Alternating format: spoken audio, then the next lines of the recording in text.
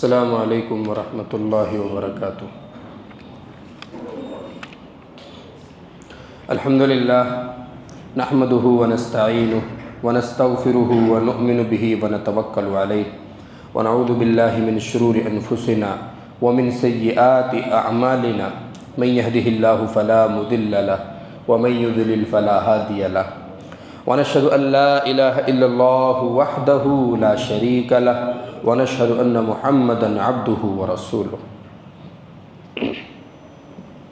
معزز سامعین حضرات، اللہ تبارک و تعالی نے انسان کی ایک ایسی کوالٹی ہے جس کا رتبہ اور جس کا مرتبہ دنیا میں بھی بلند رکھا ہے اور آخرت میں روز محشر اس سے بڑا رتبہ کسی کا ہوگا بھی نہیں۔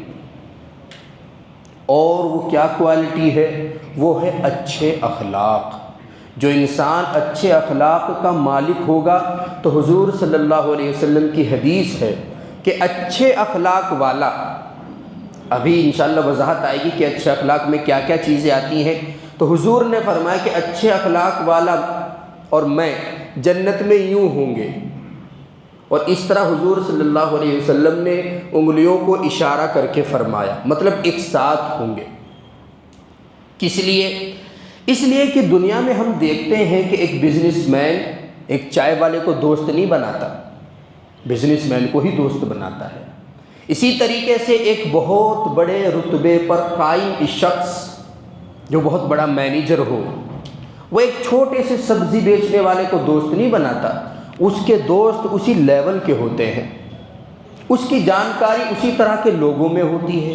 تو حضور صلی اللہ علیہ وسلم کے بارے میں قرآن میں آیا اِنَّكَ لَعَلَىٰ خُلُقٍ عَظِيمٍ، کہ آپ اے نبی، آپ اخلاق کے سب سے اونچے مقام پر فائز ہیں، وہ پوزیشن آپ کی کوئی لے ہی نہیں سکتا۔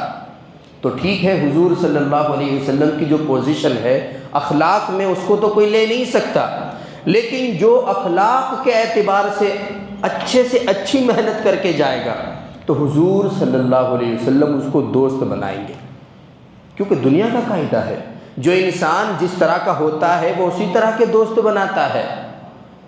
جس انسان میں جو خاصیت ہوتی ہے وہ اسی طرح کے لوگوں کے ساتھ دوستی کرتا ہے۔ تو حضور صلی اللہ علیہ وسلم کے اندر چونکہ اعلیٰ درجے کے اخلاق ہیں، وہ تو نبوت کی شان ہے، ان تک تو کوئی پہنچ نہیں سکتا، لیکن دنیا میں اچھے اخلاق پیدا کر کے اگر کوئی جائے گا اور حضور صلی اللہ علیہ وسلم سے ملاقات کرے گا تو چونکہ حضور کے بھی اخلاق اچھے ہیں اور اس شخص نے بھی اچھے اخلاق کرنے کی کوشش کی ہے تو حضور اس سے دوستی فرما لیں گے۔ اسی کا اشارہ حضور صلی اللہ علیہ وسلم نے حدیث شریف میں کیا کہ میں انا وہ ہوا، اور وہ شخص کون؟ جو اچھے اخلاق کا مالک ہو، کہاتین فی الجنہ، جنت میں بالکل ایسے ہوں گے، ملے ہوئے ہوں گے۔ اب کون شخص ہے جو نہیں چاہتا کہ میں جنت میں حضور صلی اللہ علیہ وسلم کے پاس رہوں؟ آپ نے دیکھا ہوگا بہت بڑے حضرت کی آمد ہونے والی ہے بنگلور میں، بہت بڑے حضرت ہیں، ان سے بڑے انڈیا میں کوئی حضرت نہیں ہے۔ تو ہر ایک انسان چاہے گا کہ میں ان کے پاس کو بیٹھوں، ہر ایک انسان چاہے گا میں ان کے قریب کو بیٹھوں، میں ایسی جگہ پر بیٹھوں کہ میں بالکل چہرے کے سامنے رہوں، میں ایسی جگہ بیٹھوں کہ ایک بھی ان کی نصیحت مس نہ کروں۔ تو جب قربت کا ہر ایک شخص کے دل میں جذبہ ہے، یہ بھی تو معلوم ہونا چاہیے کہ قریب بیٹھنے والے زیادہ سے زیادہ 20 انسان ہوتے ہیں، 30 ہو سکتے ہیں، 40 ہو سکتے ہیں، کبھی تو کبھی وہ جگہ تنگ پڑے گی، بعد میں آنے والوں کو تو پیچھے بیٹھنا پڑے گا۔ اگر 1000 آدمی ملاقات کے لیے گئے ہیں تو کتنے آدمی سامنے بیٹھ سکتے ہیں؟ 10 20 30، بس اس سے زیادہ تو نہیں۔ باقی لوگوں کو تو اس سے پیچھے، پھر اس سے پیچھے، پھر اس سے پیچھے پوزیشن بنانی پڑے گی۔ تو ٹھیک اسی طرح جنت میں داخلہ صرف کافی نہیں، تمام جنتیوں کی خواہش ہوگی کہ نبی اکرم صلی اللہ علیہ وسلم سے ہماری قربت ہو، اور حضور صلی اللہ علیہ وسلم نے قربت کی جو سیٹیں محدود ہیں، جیسے اعلان میں آتا ہے کہ جلدی سے جلدی اسٹوڈنٹس رابطہ کریں، سیٹیں لمیٹڈ ہیں، محدود ہیں، تو تو جو حضور صلی اللہ علیہ وسلم کی قربت کی سٹیں ہیں، پاس میں رہنے کی سٹیں ہیں، وہ حضور صلی اللہ علیہ وسلم نے ان پر فائز ہونے والوں کی خود ہی علامت بتا دی کہ جو بھی اچھے اخلاق لے کر آئے گا وہ انسان میرے قریب ہوگا، اس کو پریشان ہونے کی ضرورت نہیں۔ اور بعد میں نمازی آئے گا اس سے پیچھے، بعد میں حج کرنے والا آئے گا اس سے پیچھے، بعد میں صدقہ اور خیرات کرنے والا آئے گا، سب اس سے پیچھے۔ لیکن ایسا نہیں کہ صرف اچھے اخلاق سے ہی کام چلے گا، تمام کنڈیشن سے بھی جنت میں جانے کی اس کے پاس ہونی چاہیے، اس کے بعد اچھے اخلاق کا مالک ہونا چاہیے، تو یہ سب سے آگے رہے گا۔ اس کی سیٹ کنفرم ہے، اس کا رول نمبر کے ساتھ میں اس کا نام لکھا ہوا ہے، وہ وہیں بیٹھے گا، اس کو کوئی ہٹا بھی نہیں سکتا۔ تو اسی لیے اچھے اخلاق کا ایک بہت بڑا باغ ہے، بہت بڑا ایک گارڈن ہے، جس کو آج کل ہم نے بالکل بھلا کر رکھ دیا۔ اب اچھے اخلاق میں کیا کیا چیزیں آ سکتی ہیں؟ کیا اچھے اخلاق اس کو کہتے ہیں کہ کوئی انسان تمہیں ہر وقت بیوقوف بناتا رہے اور تم بنتے رہو؟ کیا اچھے اخلاق میں یہ چیز آتی ہے کہ کوئی تمہیں پیٹتا رہے تم اپنا گال پیش کرتے رہو؟ کیا اچھے اخلاق میں یہ چیز آتی ہے کہ کوئی انسان تمہیں گالی دیتا رہے اور تم مسکرا کر سنتے رہو؟ نہیں، اچھے اخلاق میں یہ چیز نہیں آتی، یہ چیزیں تو بزدلی میں آتی ہیں۔ اچھے اخلاق کہتے ہیں اس شخص کو، جیسا کہ کلام پاک میں اللہ تعالیٰ نے ارشاد فرمایا کہ جب تم سے کوئی انسان برتاؤ کرے تو اس سے اچھے طریقے پر اس سے آپ برتاؤ کرو۔ آپ کے خادم کو، آپ کے نوکر کو لگنا نہیں چاہیے کہ میرا باس اتنا سخت ہے، اگر ذرہ نقصان ہو گیا تو میری جاب خطرے میں ہے۔ یہ اچھے اخلاق ہیں۔ آپ کے بچوں کو محسوس نہیں ہونا چاہیے کہ اگر گھر میں کوئی کانچ کا گلاس گر کر ٹوٹ گیا ہے اب ابو آئیں گے اور ہماری کھال اتار دیں گے۔ آپ کے بچے کو اطمینان ہونا چاہیے، ٹوٹ گیا تو کوئی بات نہیں، ممی بھی کچھ نہیں بولے گی، ابو بھی کچھ نہیں بولیں گے، زیادہ سے زیادہ سمجھا دیں گے، بس۔ یہ ہے اچھے اخلاق۔ آپ کے اسٹوڈنٹس کو یہ معلوم نہیں ہونا چاہیے، اس کے دل میں یہ ڈر نہیں ہونا چاہیے کہ مجھے طرح طرح کے طعنے ملیں گے، کلاس میں جاؤں گا تو ڈانٹ پڑے گی، تمام بچوں کے سامنے کھڑا کر کے میری انسلٹ کی جائے گی۔ یہ ہے اچھے اخلاق۔ چھوٹے سے چھوٹا شخص بھی آپ سے ملاقات کر کے یہ تأثر اپنے دل کے اندر نہ لے کہ یہ بڑا آدمی ہے، اور آپ چھوٹے سے چھوٹے شخص سے ملاقات کر کے اس کو یہ محسوس نہ ہونے دے کہ میں بڑا آدمی ہوں۔ یہ ہے اچھے اخلاق۔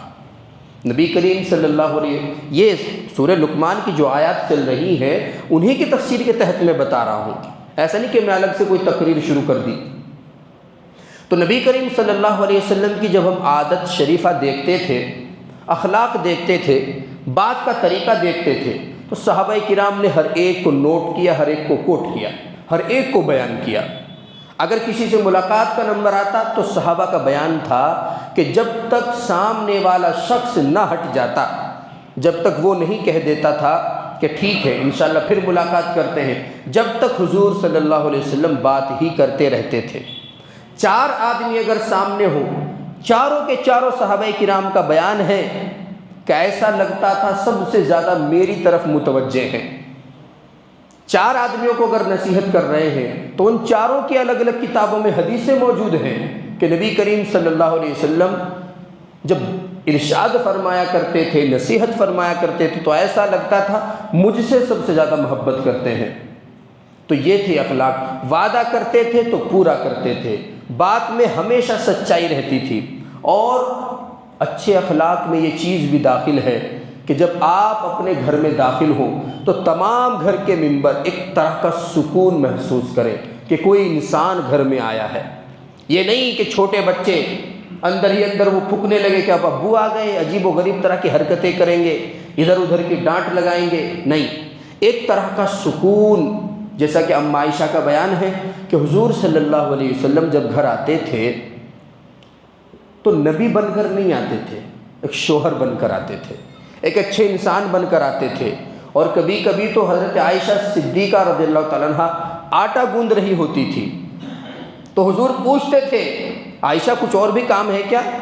میرے پاس تو بہت کام پڑے ہیں، کہ لائیے پھر آٹا میں گوندھ دیتا ہوں، اور اتنی بے تکلفی تھی وہ بھی برتن آگے کر دیا کرتی تھی کہ لیجئے گوندھ دیجئے۔ تو حضور صلی اللہ علیہ وسلم آٹا گوندھتے تھے، اور اما عائشہ برتن دھل رہی ہیں، کپڑوں کو استری کر رہی ہیں، یا پھر اور کچھ کام ہیں جو ان کے پڑے ہوئے ہیں۔ تو یہ اخلاق حضور صلی اللہ علیہ وسلم کے گھر میں بھی تھے اور گھر کے باہر بھی تھے۔ بات کرنے کا طریقہ ایسا ہونا چاہیے کہ ترش روئی نہ ہو، سامنے والے کو یہ محسوس نہ ہو کہ مجھے ڈانٹ پڑ رہی ہے۔ وہی چیزیں اس آیت میں بیان کی گئی ہیں۔ حضرت لقمان علیہ السلام کی نصیحتیں چل رہی ہیں اپنے بیٹے کو، تو یہ سب سے عمدہ نصیحت انہوں نے ارشاد فرمائی، اے بیٹے لا تصعر خدک للناس، لوگوں کے سامنے اپنے گال کو مت پھلا۔ گال پھلانے کا لوگوں کے سامنے کیا مطلب ہے؟ منہ بنانا۔ جیسے بہت سے لوگ ہیں، آپ ان سے کوئی کسی طرح کا سوال کریں جبکہ ان کا اس میں نہ کوئی نقصان ہے نہ کوئی فائدہ ہے، لیکن ہاں وہ انسان اس کام کو کر سکتا ہے، تو اتنا موٹا منہ بنا لیتے ہیں 2.5 کلو کا، بغیر کسی ریزن کے کہ میرے پاس کیوں آ گیا یہ شخص۔ یہ اخلاق کے خلاف ہے۔ اور علماء نے لکھا ہے کہ لا تصعر خدک للناس میں ایک صورت یہ بھی داخل ہے کہ انسان سے بات کی جا رہی ہے، کوئی انسان اس سے کچھ پوچھ رہا ہے اور وہ چلتے چلتے جواب دے رہا ہے۔ ایسے بھی جنٹل مین موجود ہیں، وہ انسان کی طرف دیکھنا ہی پسند نہیں کرتے، سیدھے جا رہے ہیں اور بات کرتے جا رہے ہیں، اور جواب بھی صرف تھوڑا تھوڑا سا دے رہے ہیں، ٹھیک ہے ملاقات کر لیں گے، کل مل لینا، 8 بجے مل لیں گے، اور آگے دیکھ رہا ہے، سوال کرنے والے کی طرف دیکھ بھی نہیں رہا ہے۔ تو اسی کو کہا گیا لا تصعر خدک للناس۔ انسانیت میں تمام انسان برابر ہیں، اس کے بعد کی جو چیزیں ہیں، تمہارا فن ہے، تمہارا ٹیلنٹ ہے، تمہارا پیسہ ہے، تمہاری اولاد ہے، تمہارا حسن ہے، تمہاری ہائٹ ہے اور تمہاری ہیلتھ ہے، یہ سب بعد کی چیزیں ہیں جو اللہ تبارک و تعالیٰ کبھی لے لیتے ہیں کبھی دے دیتے ہیں۔ تو ان تمام چیزوں کے آنے کے باوجود تمہارا لائف اسٹائل چینج نہیں ہونا چاہیے۔ اسی کو کہا لا تصعر خدک للناس، لوگوں کے سامنے خندہ پیشانی سے بات کرو۔ اگر تمہیں لگتا ہے کہ کوئی انسان تمہاری طرف چلا آ رہا ہے، ابھی تم سے کچھ پوچھنے ہی والا ہے، تو اس کے سوال کرنے سے پہلے ہی ہلکی سی مسکراہٹ اپنے چہرے پر سجا لیں، یعنی کہ اس بات کی دعوت دیں کہ میں بات کرنے کے لیے تیار ہوں، بولیے کیا بات ہے، آپ ٹھیک تو ہیں۔ تو یہ تمام چیزیں اخلاق میں آتی ہیں۔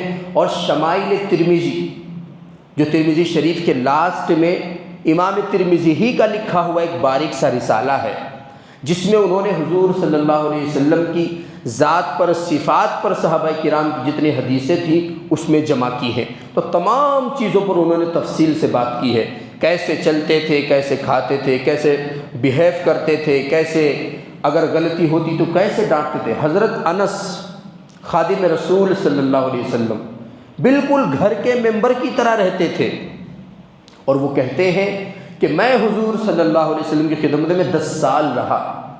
10 سال میں انسان اگر 5 کا ہو تو 15 کا ہو جاتا ہے، 10 کا ہو تو 20 کا ہو جاتا ہے، ایک عرصہ ہوتا ہے 10 سال۔ تو کہتے ہیں کہ میں اللہ کو حاضر ناظر سمجھ کے کہتا ہوں، 10 سال حضور کی خدمت میں رہا، اپنی ذات کے لیے کبھی مجھے یہ نہیں کہا کہ انس تم نے یہ کیوں کیا اور انس تم نے یہ کیوں نہیں کیا، اپنی ذات کے لیے۔ ہاں شریعت میں اگر کوئی غلطی کرتے تھے تو پھر ڈانٹ پڑتی تھی، کوتاہی اگر احکامات میں ہو، مسائل میں ہو، تب حضور صلی اللہ علیہ وسلم پھر خبر بھی لیتے تھے، لیکن اپنی ذات کے لیے کبھی یہ نہیں کہا کہ یہ کام کیوں کیا، یہ کام کیوں نہیں کیا۔ کتنی بڑی بات ہے، 10 سال میں ایک مرتبہ بھی تنبیہ نہیں کی، ڈانٹ تک نہیں لگائی۔ تو یہ اخلاق تھے حضور صلی اللہ علیہ وسلم کے۔ تو ولا تصعر خدک للناس، لوگوں کے سامنے اپنے چہرے کو مت پھلائیے، چہرے کو مت بگاڑیے، مت بنائیے۔ اچھا خاصا انسان ہے، اللہ تعالیٰ نے خوبصورت بنایا ہے، اب غصہ آ رہا ہے کسی اور وجہ سے، کوئی انسان اس سے بات کرنے کے لیے آ گیا تو اس نے منہ بندر کے جیسا بنا لیا۔ اللہ تعالیٰ نے پیارا منہ بنایا ہے، اس کو ایسے ہی بنا کے رکھو، عجیب طرح سے بگاڑ لیتا ہے بات کرتے ہوئے۔ ولا تمشی فی الارض مرحا، اور زمین پر اترا کر مت چلنا، اس کی تفصیل آ چکی تھی پیچھے۔ ان اللہ لا یحب کل مختال فخور، اور ریزن اس کا یہ ہے، ان تمام چیزوں سے جو منع کیا جا رہا ہے، وجہ اس کی یہ ہے کہ اللہ تبارک و تعالیٰ کسی بھی شیخی خورے کو پسند نہیں کرتے، کسی بھی فخر کرنے والے کو پسند نہیں کرتے، متواضع انسان کو پسند کرتے ہیں۔ اور آگے وقصد فی مشیک، اپنی چال میں بھی میانہ روی اختیار کیجیے۔ آپ کو لگ رہا ہے کوئی مجھ سے ملاقات کرنے کے لیے آ رہا ہے پیچھے، آپ نے اسپیڈ بڑھا دی، ابھی آپ 6 کی اسپیڈ پہ چل رہے تھے، اب 16 کی اسپیڈ پہ چلنے لگے، کیوں؟ پیچھے آنے والا کہیں آپ سے ملاقات نہ کر لے، کہیں آپ کو سلام کر کے کچھ پوچھ نہ لے، کسی چیز کا سوال نہ کرے۔ اور تمام چیزیں جتنی بھی تفصیل سے وہ آئی تھی سورہ بنی اسرائیل میں، وہاں پر اس کی بحث ہو چکی ہے کہ میانہ روی سے چلنا ہے۔ وَغْضُضْ مِنْ صَوْتِكَ، اور اخلاق ہی میں یہ چیز بھی آتی ہے کہ انسان اپنی وائس کو میڈیم رکھے، ایسا بھی نہیں ہے کہ اتنی آہستہ سے بولے کہ کیا فرمایا حضرت، اب پھر وہ لب کشائی کر رہے ہیں آہستہ آہستہ۔ بہت سے لوگ ہوتے ہیں بڑے ناز و نخرے والے ہوتے ہیں، بڑی آہستہ سے بولتے ہیں۔ وہ جیسے ایک انسان کی شادی ہوئی، اب ملاقات ہوئی محترمہ سے، اب نام سے ابتدا ہوئی کہ بھئی نام جان لیا جائے، ایک دوسرے کو تو نام معلوم تھا لیکن بات شروع کس طرح کریں؟ تو انہوں نے پوچھا، اب لڑکی دیندار تھی، لڑکے نے پوچھا جناب کا نام کیا ہے؟ اب لڑکی دیندار تھی، جناب تو انہوں نے حضور صلی اللہ علیہ وسلم کا ٹائٹل سنا تھا، تو لڑکی نے بولا کہ جناب کا نام ہے حضرت محمد مصطفیٰ صلی اللہ علیہ وسلم۔ کہ کیا فرمایا حضرت نے؟ اب لڑکی نے کہا کہ حضرت نے تو بہت ساری چیزیں فرمائی، انما الاعمال بالنیات من صلی علیہ واحدہ صلی اللہ علیہ عشرہ، بہت ساری حدیثیں سنا دی لڑکی نے، حضور نے تو یہ فرمایا، یہ فرمایا، یہ فرمایا۔ تو لڑکا باہر نکل گیا۔ امی نے پوچھا بیٹا کہاں جا رہے ہو؟ کہ اندر تبلیغ ہو رہی ہے، بعد میں آتا ہوں۔ تو اتنا آہستہ بھی نہیں بولنا چاہیے کہ انسان کو سمجھ ہی نہ آئے، کچھ کہے وہ کچھ سنے، یہ کچھ سمجھے وہ کچھ کہے۔ تو میڈیم انسان کو اپنی وائس رکھنی چاہیے اور زیادہ چیخنا بھی نہیں چاہیے۔ جیسے ہمارے یہاں جمعے کو ہوتا ہے جزاک اللہ جزاک اللہ، اتنا بھی نہیں چیخنا چاہیے، کیونکہ کس کو سنا رہے ہیں؟ جزاک اللہ کا کیا مطلب ہے؟ اللہ آپ کو اچھا بدلہ دے، تو اللہ کا نام لے کے اسی کو زور زور سے بول رہے ہو تو پھر دھمکا کس کو رہے ہو؟ اگر انہی سے تعاون کی درخواست کر رہے ہو تو پھر اونچا کس کے سامنے بول رہے ہو؟ تو یہ ایک ٹرینڈ ہے، ایک رواج ہے۔ اور اللہ تعالیٰ نے وَغْضُضْ مِنْ صَوْتِكَ، آواز کو ڈاؤن رکھنے کے ساتھ ساتھ کیا کہا؟ اگر زور سے بولو گے تو گدھے سے زیادہ زور سے بول سکتے ہو؟ ہرگز نہیں۔ تو زور سے تو گدھا بولتا ہے، اور گدھے کی بات بھی سن لو، ان انکر الاصوات لصوت الحمیر، سب سے بدتر جو آواز ہوتی ہے تو گدھے کی ہوتی ہے۔ تو تم زور زور سے بول کے گدھے کے بھائی بننا چاہتے ہو؟ زور زور سے بول کر تم گدھوں کی لسٹ میں آنا چاہتے ہو؟ نہیں آنا چاہتے تو پھر میڈیم آواز سے بات کرو۔ حضور صلی اللہ علیہ وسلم جب کلام فرماتے تھے تو ہر ایک صحابی کا، آگے بیٹھنے والے کا، پیچھے بیٹھنے والے کا، دونوں کا بیان ریکارڈ ہے۔ وہ کہتے ہیں کہ جب ہم آگے ہوتے تھے تو ہمیں ایسا نہیں لگتا تھا کہ ہمارے کان پھٹے جا رہے ہیں۔ بہت سے مقرر ہوتے ہیں وہ کرسی توڑ تقریر کرتے ہیں، اٹھ اٹھ کے پھر سرین کو دے دے کے مارتے ہیں، جب تک وہ کرسی ٹوٹ نہیں جاتی ان کو چین نہیں آتا۔ تو حضور صلی اللہ علیہ وسلم کے آگے بیٹھنے والوں کا بیان ہے کہ ہمارے کانوں میں تکلیف نہیں ہوتی تھی، اور پیچھے بیٹھنے والوں کا بیان ہے کہ ہمیں ہر بات آرام سے سمجھ آ جاتی تھی۔ تو اتنی میڈیم آواز سے بات کی جائے، اور آج کل تو جو جتنا شور کرے گا اس پر اتنا ہی پیسہ برس رہا ہے، سبحان اللہ، لا الہ الا اللہ، نعرہ تکبیر، چاہے وہ کچھ بھی نہیں کہہ رہا ہے۔ تو یہ تمام طرق جو ہیں یہ بیان کے خلاف ہیں، یہ اخلاق کے خلاف ہیں، یہ انسان کی سنجیدگی کے خلاف ہیں، یہ متوازن اور معتدل مزاج کے خلاف ہیں۔ یہ تمام حرکتیں بچکانہ حرکتیں ہیں۔ بچے چیختے ہیں جب ان کو پیاس لگتی ہے، بھوک لگتی ہے، وہ چلاتے ہیں، ان کا چلانا برحق ہے تاکہ ممی سن کر آئے اور اس کی مزاج پرسی کرے، دودھ چاہیے یا اس کو کھانا چاہیے، لیکن بڑوں کا یہ کام نہیں ہے۔ تو کتنا پیارا لفظ استعمال کیا، وَغْضُضْ مِنْ صَوْتِكَ، اپنی آواز کو ڈاؤن رکھو، ان انکر الاصوات لصوت الحمیر۔ اور سب سے ناپسندیدہ آواز تو گدھے کی آواز ہوتی ہے۔ اور پھر بہت ساری اپنی قدرت کی نشانی اللہ تبارک و تعالیٰ نے بیان فرمانے کے بعد کہا یا ایھا النبی اتق اللہ ولا تطع الکافرین والمنافقین، ایک رول بیان کر دیا ہمیشہ کے لیے۔ مسئلہ نمبر 3، ہمیشہ کے لیے ایک رول بیان کر دیا، اے نبی صرف اللہ سے ڈرنا ہے، ولا تطع الکافرین والمنافقین، اور یہیں پر آپ ایڈ کر سکتے ہیں والفاسقین، جو مسلمان تو ہوتے ہیں لیکن فاسق ہوتے ہیں۔ اے نبی ڈرنا صرف اللہ سے ہے۔ نبی تو ڈرتے تھے، تو پھر کہا کس کو جا رہا ہے؟ ہمیں کہا جا رہا ہے اے نبی صرف اللہ سے ڈریے، کافروں کی منافقوں کی بات نہ مانیے۔ اور مفسرین نے یہاں پر ایڈ کیا ہے فاسقوں کی بات نہ مانیے۔ بہت سے لوگ ہوتے ہیں کبھی سال میں ایک مرتبہ نماز پڑھنے کے لیے آئے، ایک مرتبہ، اور آ کے بعد میں ملاقات کرتے ہیں، بڑی تواضع کے ساتھ ملتے ہیں، حضرت فلاں شخص میرے جو برابر میں کھڑا تھا اس کے پیر ایسے ہو رہے تھے، اس کے کہنیاں ویسے ہو رہی تھی، وہ پانی کو وضو کیسے سے جھٹک رہا تھا، ذرا جمعے میں بولو۔ ارے بھائی کیوں کسی کے اوپر تقریر کرانا چاہتے ہو؟ کیوں چاہتے ہو کہ دوسرے آدمی بیانات میں آئے، دوسرے آدمیوں پر تقریریں ہو؟ ذرا سی بات کو برداشت نہیں کر سکتے، ذرا سی بات کو۔ حضرت میں فلاں جگہ سے گزر رہا تھا، ادھر ہی ایک آدمی نے نیت باندھ رکھی تھی۔ ارے وہ نیت باندھ رکھی تھی، نماز پڑھ رہا تھا، دان سے تھوڑا ہی کر رہا تھا، صبر کرنا تھا 2-2.5 منٹ کے لیے، نہیں کرنا۔ سال میں ایک مرتبہ آئے گا اور کچھ نہ کچھ شوشہ چھوڑ کر چلا جائے گا۔ تو بہرحال یا ایھا النبی، اے لاڈلے نبی، اے میرے محبوب، صرف اللہ سے ڈرنا ہے۔ اسی پورے مضمون کو حضور صلی اللہ علیہ وسلم نے ایک حدیث میں بیان کیا، بڑی پیاری حدیث ہے، لا طاعۃ لمخلوق فی معصیۃ الخالق۔ اگر اللہ تبارک و تعالیٰ کی ناراضگی کسی چیز میں ہو رہی ہو اور پوری مخلوق اس سے راضی ہو، تو پوری مخلوق کو راضی کرنے کے لیے اللہ کو آپ ناراض نہیں کر سکتے۔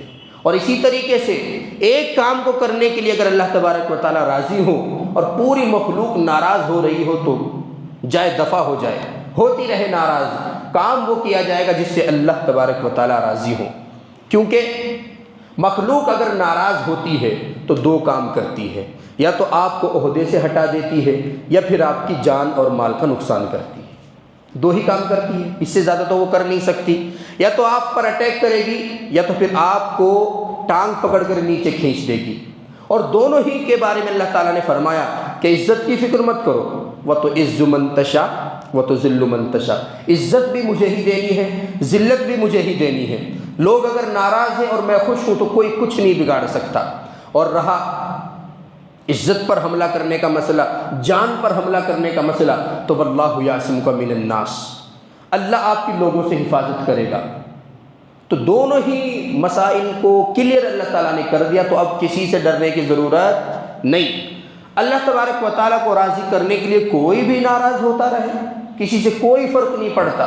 اب آپ نے داڑھی رکھنے کا ارادہ کیا، بیوی کہتی ہے تو اچھی نہیں لگ رہی ہے، تو آپ کہیے کہ مجھے آپ اچھی نہیں لگ رہی ہے، میں اس کو ہٹا نہیں سکتا، آپ اس کو برداشت نہیں کر سکتی، گھر کا راستہ کھلا ہوا ہے، آپ جا سکتی ہیں۔ لا طاعۃ لمخلوق فی معصیۃ الخالق۔ آپ شریعت کی روح سے حصے متعین کر کے اولاد میں تقسیم کرنا چاہتے ہیں، لیکن کسی بیٹے کی نظر تھی کہ مجھے زیادہ ملی، اب وہ ناراض ہے، ابا کو زیادہ تقوی کا حیضہ ہے، پتہ نہیں کس مفتی سے مسئلہ پوچھ کے اتنا حصہ دے رہا ہے، ہوتا رہے ناراض، بیٹا بھاڑ میں جائے۔ لا طاعۃ لمخلوق فی معصیۃ الخالق۔ اللہ تبارک و تعالیٰ کی ناراضگی میں مخلوق کی کوئی رضامندی کا بھروسہ نہیں۔ اللہ تبارک و تعالیٰ راضی ہے تو بس پھر سب ناراض ہوتے رہیں، کوئی پرواہ نہیں۔ اسی کو بیان کیا یا ایھا النبی اتق اللہ، اے نبی، اے لاڈلے پیارے حبیب، صرف اللہ سے ڈرنا ہے، کافروں کی منافقوں کی بات ہرگز نہیں ماننی ہے۔ ان اللہ کان علیما حکیما، اللہ تبارک و تعالیٰ ہر چیز کو جاننے والے ہیں اور حکمت والے ہیں۔ تو پھر کیا ماننا ہے، اطاعت کس کی کرنی ہے؟ مسئلہ نمبر 4، واتبع ما یوحی الیک من ربک ان اللہ کان بما تعملون خبیرا۔ اتباع اس کی کرنی ہے جو تیرے پاس تیرے رب کے طرف سے وحی کیا جاتا ہے، وہ قرآن ہے اور وہ تھاٹس آف دا پروفٹ ہیں۔ حضور صلی اللہ علیہ وسلم کے دماغ میں آنے والے خیالات بھی اسی حکم میں ہیں۔ حدیث کے بارے میں تمام دنیا کے علماء کرام کا، محدثین کا، فقہا کا اتفاق ہے کہ حضور صلی اللہ علیہ وسلم کی جو حدیثیں ہیں ان سے بھی مسائل ایسے ہی ثابت ہوتے ہیں جیسے قرآن سے ثابت ہوتے ہیں، کیونکہ اللہ تعالیٰ نے خود سرٹیفکیٹ دیا ہے حدیثوں کو۔ کیا کہا ہے؟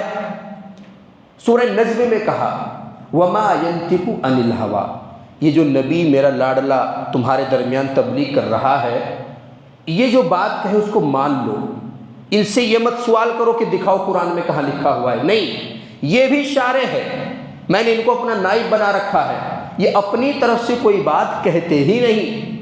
تو قرآن کی بات ہوگی، حدیث کی بات ہوگی، اطیعوا اللہ و اطیعوا الرسول، اطاعت صرف اللہ کی ہوگی اور اس کے رسول کی ہوگی۔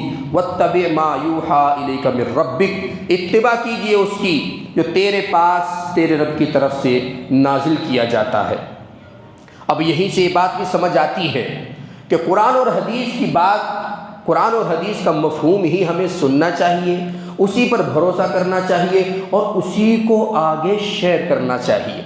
بات بات میں یہ نہیں کہنا چاہیے بڑوں نے کہا ہے، بڑوں سے سنا ہے۔ کون سے بڑے تھے، وہ کتنے بڑے تھے، کچھ پتہ نہیں۔ بہت سی اناپ شناپ باتیں چلی آ رہی ہیں جن کو کلام پاک نے کیا کہا؟ اساطیر الاولین، پہلے لوگوں کے من گھڑت قصے۔ جیسے ہماری بھی بہت ساری کتابوں میں بے سند روایات موجود ہیں، فلاں صاحب تھے وہ 8 پاروں کے حافظ پیدا ہوئے، فلاں صاحب تھے انہوں نے ماں کا دودھ پیتے پیتے 15 پارے حفظ کر لیے۔ مطلب حد ہے، فالتو کی باتوں کی حد ہے۔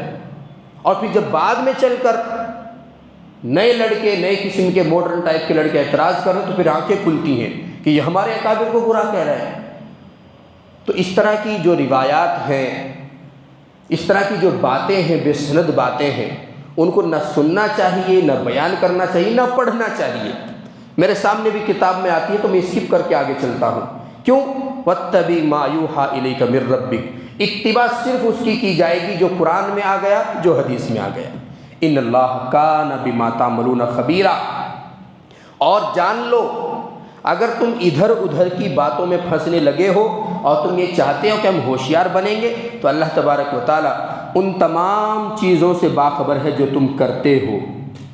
اب صرف قرآن کا اتباع کیا جائے گا، حدیث کا اتباع کیا جائے گا، اس طرح تو لوگ ہمیں بہت پریشان کرنے لگیں گے کہ یہ تو جماعتی ہے، یہ تو مسلمان ہے، اور یہ تو مومن ہے، یہ تو سنت کے مطابق زندگی گزار رہا ہے، ادھر منافق پریشان کر رہے ہیں، ادھر کافر پریشان کر رہے ہیں۔ تو مسئلہ نمبر 5، وَتَوَکَّلْ عَلَى اللَّهِ، کیوں پریشان ہوتے ہو؟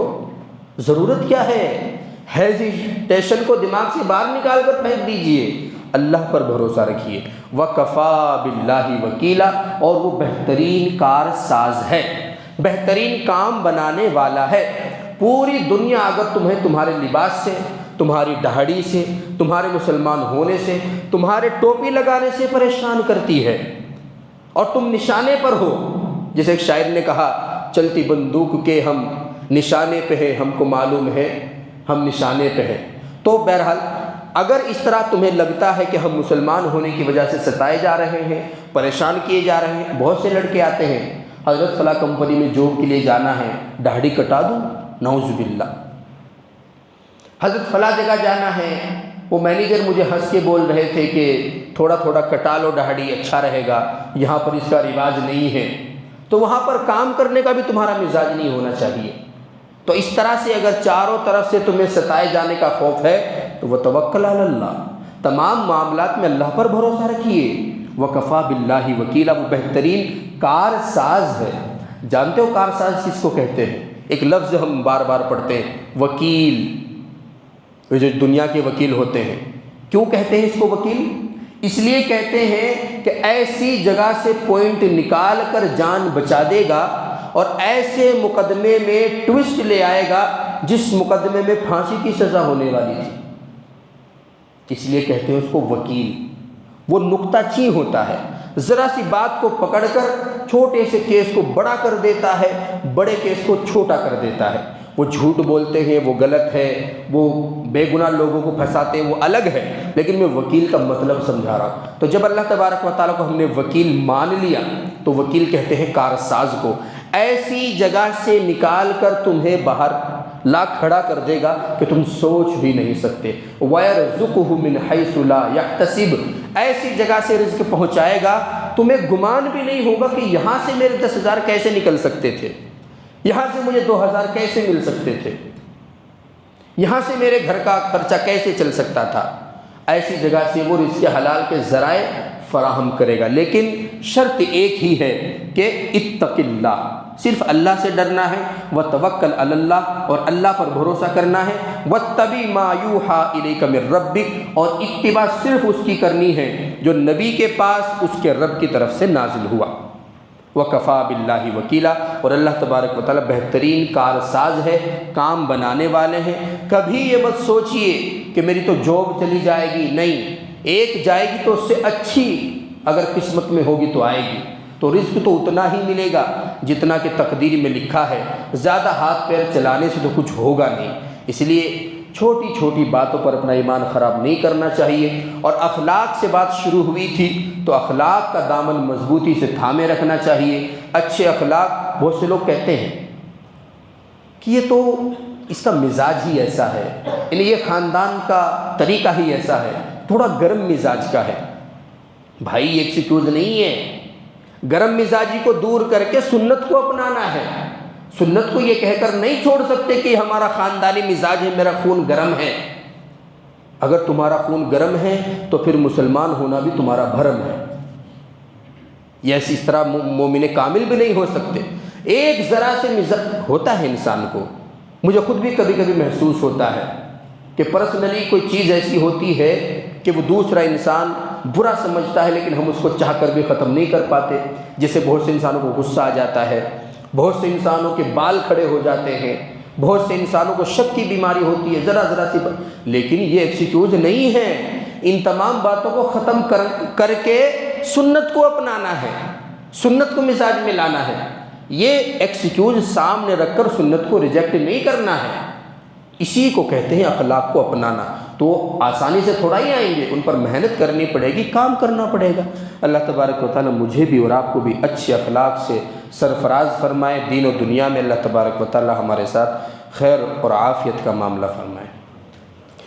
الحمدللہ رب العالمین والعاقبۃ للمتقین، والصلاة والسلام علی سید الانبیاء والمرسلین سیدنا و مولانا محمد وعلی آلہ و اصحابہ۔ مولا کریم ہمارے تمام صغیرہ کبیرہ گناہوں کو معاف فرما۔ مولا کریم آپ کے عنایات، آپ کے احسانات، آپ کی نعمتیں ہم رات دن استعمال کرتے ہیں اور ان میں مگن ہیں، مگر آپ کا خیال تک نہیں آتا۔ مولا کریم ہمارے اس جرم عظیم کو معاف فرما۔ مولا کریم ہماری اس بے حسی کو ختم فرما۔ مولا کریم بیت المقدس کی حفاظت فرما۔ مولا کریم ظالموں نے پھر سے معاہدے کو توڑ کر آپ کے پاکیزہ گھر کو، پاکیزہ بیت المقدس کو منہدم کرنے کی، مسمار کرنے کی، وہاں کی فضا خراب کرنے کی بھرپور کوشش کی ہے، جس کے نتیجے میں بے گناہ بچے، بے گناہ عورتیں، بے گناہ بزرگ حضرات مولا کریم شہادت پا چکے ہیں۔ مولا کریم وہاں کے حالات کو سازگار فرما۔ مولا کریم غیب سے مدد فرما۔ مولا کریم ظاہری طور پر کوئی سبب نظر نہیں آ رہا ہے، امت مسلمہ سوئی ہوئی ہے۔ مولا کریم حکمران سوئے ہوئے ہیں، لیڈران سوئے ہوئے ہیں۔ مولا کریم مگر ان تمام لوگوں کی غلطی کی وجہ سے ان معصوم بچوں کا کیا قصور ہے؟ مولا کریم اس ظلم سے ان کو نجات عطا فرما۔ مولا کریم ان میں ہمت اور حوصلہ عطا فرما۔ مولا کریم رمضان المبارک کی برکت سے ان کے تمام مصائب کو ختم فرما۔ مولا کریم ان کی تمام الجھنوں کو دور فرما۔ مولا کریم ظالمین کو ہدایت عطا فرما، ورنہ ان کو اس دنیا سے نیست و نابود فرما۔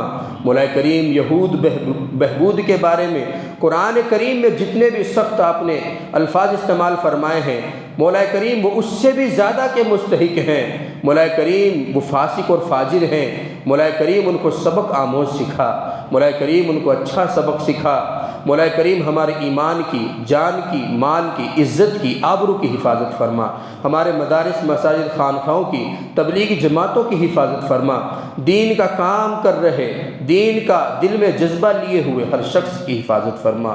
مولا کریم مرتے وقت کلمہ طیبہ کی دولت سے مالا مال فرما۔ مولا کریم جتنے ہمارے اعزاء و اقارب اس دنیا فانی سے رخصت ہو چکے ہیں، سبھوں کی قبروں کو نور سے منور فرما، قبر میں کروٹ کروٹ چین سکون نصیب فرما، ہماری اولاد کو دین کا داعی بنا، بزدلی سے، کاہلی سے، سستی سے، کنجوسی سے ہماری حفاظت فرما۔ صلی اللہ تعالی علی خیر خلقہ محمد وعلی آلہ و اصحابہ اجمعین برحمتک یا ارحم الراحمین۔